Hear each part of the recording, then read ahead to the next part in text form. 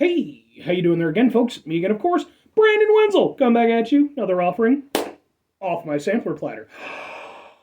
Yes, indeed, folks, I'm Platter video series videos I do for the Lano, where I go over there and try out food and drink items. I eat stuff, I drink stuff, then I talk about the stuff. I'm going to let you know all that you need to know about hopefully delicious stuff that, at the time I'm doing this, folks, am I back to doing my I Know Kung Fu reviews, which were technically the first videos that I posted on this channel.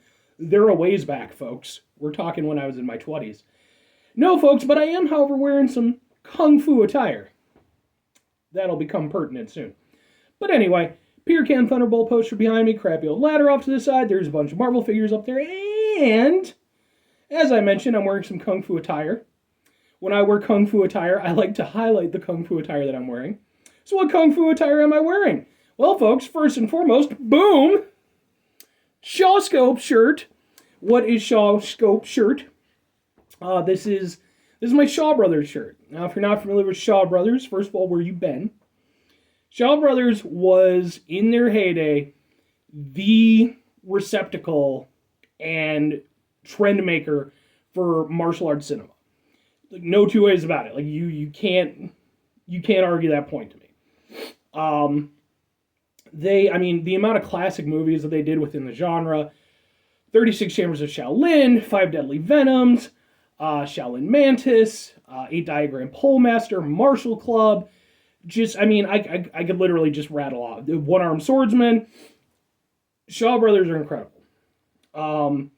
They're no longer really what they were. They're kind of a different thing now. They don't really do movies anymore, but these were the guys. These were the guys before Bruce Lee broke out. These were the guys before Jackie Chan. These were the guys. They've sadly been somewhat, kind of resided to a little bit lesser place. Bruce Lee, like I said, Bruce Lee, Jackie Chan, those guys really kind of took the ball and ran with it in a big way. Shaw Brothers also kind of shot themselves in the foot. The heads of the studio were very against the idea of gaining too much exposure for the stars that they had under contract, because then they would have to pay them more. So they actually vaulted up most of their movies for decades. And the only way that you could get a hold of them was through bootlegs. Now that changed in sometime in the early to mid 2000s. They became available, and these days there's lots of great little boutique vendors and stuff like that release these on special editions and stuff. Please go check out some Shaw Brothers movies. If you want recommendations, ask me in the comments. I can and will blather on. I'm also wearing my Kung Fu jacket. I am not an actual Kung Fu practitioner, though I would like to be. I actually did look into it at one point in time. I gotta get other ducks in a row, but we'll see how things go. And yes, back in the day, when I first started this channel, I did Kung Fu movie reviews. Well, actually just martial arts movie reviews. And this was part of my attire at the time. I am too fat to wear it on the regular now. I can't get it closed the way that I used to. But for this, I had to. Because what are we doing, folks? What am I reviewing? We're doing, boom! Ha ha ha! We're doing Vkong Kung Fu Shrimp Flavor Soup Base. Oriental style instant noodles. I'm keeping this, by the way. I'm not even throwing this away. I found these at a little Asian market, and as soon as I saw them, I'm like, yeah, no, that needs to be a thing that I try. I wasn't even going to review it originally. It was just going to be a thing. But today I went over there. I'm just cleaning house with a lot of the stuff that I've had saved up. Here we go. It's Kung Fu noodles. I think these are Vietnamese, though. Let's see. No, it's a product of Taiwan. Okay. Now, here's the thing, folks. When I went to go over there and make these, and I checked the directions, it had some interesting directions that I have not seen for some instant noodles. I've eaten a lot of instant noodles, folks. I've done the spicy Korean ones. Recently, I did the K-Army stew ones. With these ones, typically when you make them, like these ones, you go over there, you boil some water, you put it in with the water, you let it cook for a little while, and then there you go. This one, they're just like, boil the water first. Then just go over there and pour it on top of the noodles in a bowl. Now, to be fair, it does actually have the more conventional instructions as well. But I decided to give it a go on the other ones, because those were the top listed ones. So I want that on the record. As a result, I have some pretty anemic looking, it's a little bit hard to see, pretty anemic and soupy looking noodles. I don't know if these are going to be the best noodles I've ever had, folks. I'm going into it right now, letting you know. I should have gone over there and cooked them properly, but I decided, nah, man, I'll be a rebel. I'll do it. Well, I mean, technically, I was still following orders on some level, but. So, yeah, literally it was just I took the noodles, put the seasoning, put the little extra sauce that they had on it, stirred it all up, put some hot water on it. Let's give it a go, folks, see how it is. Like one other one that I might do after this, and we'll see.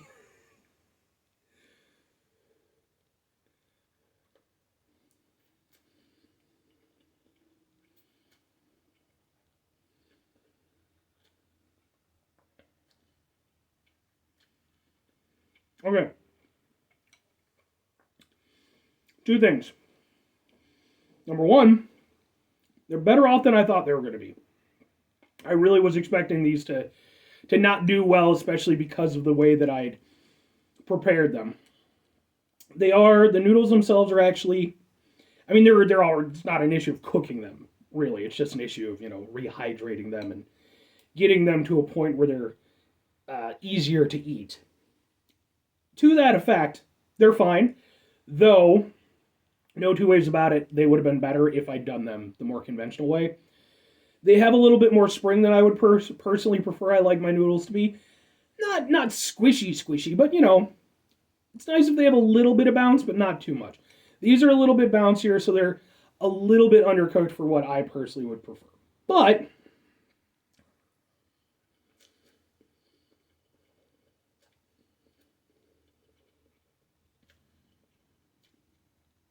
they're not crunchy or anything like that, so I can get down with them. Now, in terms of flavor, I don't know how much it would have helped if they were cooked the other way. It's kind of hard to say, but they're supposed to be shrimp flavored, and you can get like shrimp like Maruchan and stuff like that. I love shrimp. I'm not typically a big fan of like the shrimp cup of noodles and stuff. That like artificial shrimp flavor, I don't know, man. It highlights the fishier aspect of the shrimp, which is not the best tasting aspect of the shrimp to me personally, even though I love seafood. This kind of continues that trend. It's a little bit fishier than I personally would like, but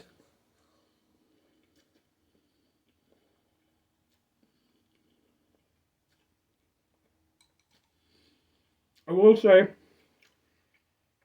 it's simultaneously a little bit more flavorful than the ones that you would get for like the Maruchan and such, but it's also less forceful. It's not as abrasive with that shrimp flavoring. It's more subtle throughout, but it actually still has a better overall flavor. So I can go with that. Now, that said,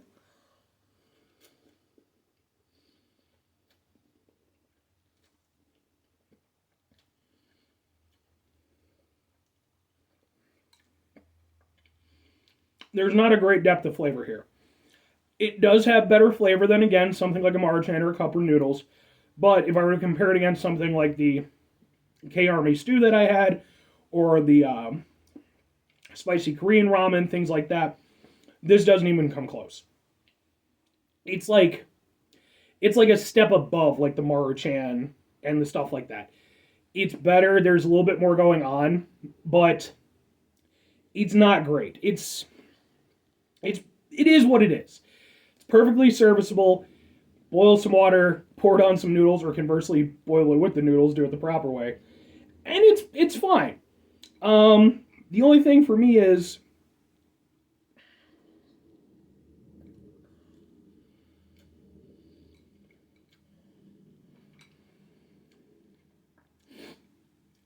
it's not like there's a lot of effort involved in this. There's a little bit more effort than something like a couple noodles. I think for me, I'd probably just do that, because, like, again, this is kind of like a middle zone between something like the Maruchan and something like the K-Army stew and stuff like that. If I want something where I'm going to properly make it on the pot and everything, I would do something like that, the Korean stuff or the K-Army stuff. If I want something that's just super simple, Then again, the cup of noodle, it comes with its own container. There's no, very little cleanup to do. This is just a little bit more effort for not that much better results. It's better, don't get me wrong. There is more to it, but there's not enough to it for me personally. So, 2 questions have to be asked. Would I get it again? Would I recommend it to other people? No on both accounts.